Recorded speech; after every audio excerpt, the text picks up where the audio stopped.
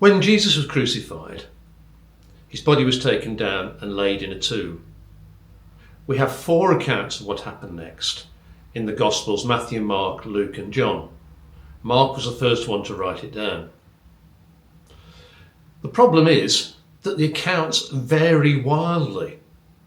They can't all be true. There are questions arising from each one of them.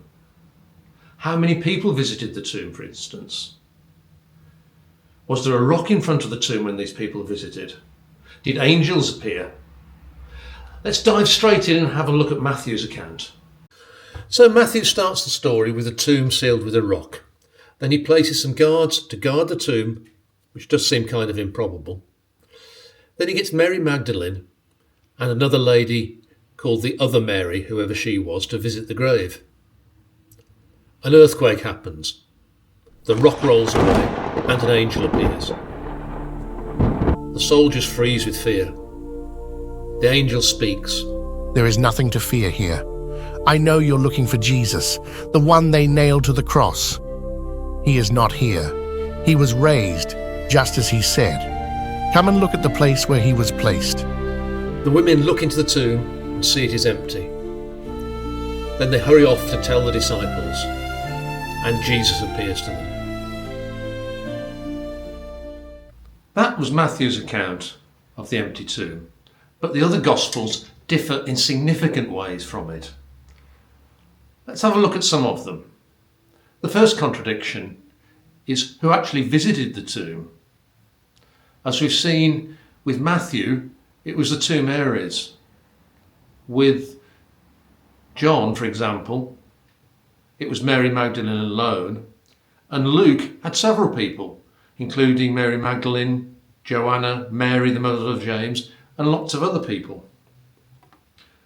The time of the visit differs from gospel to gospel. John has it when it was still dark, whereas the others have it very early in the morning. Was the tomb open when they visited? Matthew requires it to be closed in order that they can have the big revelation and the stone rolling away, whereas the other 3 think that the tomb was open when the visitors arrived. Who was actually at the tomb when the visitors arrived is different from account to account. Matthew had the angel and the guards. Mark had a single young man who was presumed to be an angel. Luke had 2 men who again were angels in dazzling clothes. And John has 2 angels that are only seen by Mary Magdalene when she arrives for the second time. And then finally, what happens afterwards? Matthew says women meet Jesus on the way. Mark has no immediate encounters in the original ending.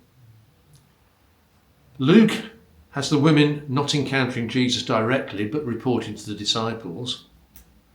And with John, Mary encounters Jesus at the tomb after Peter and John leave. You can see they're all different.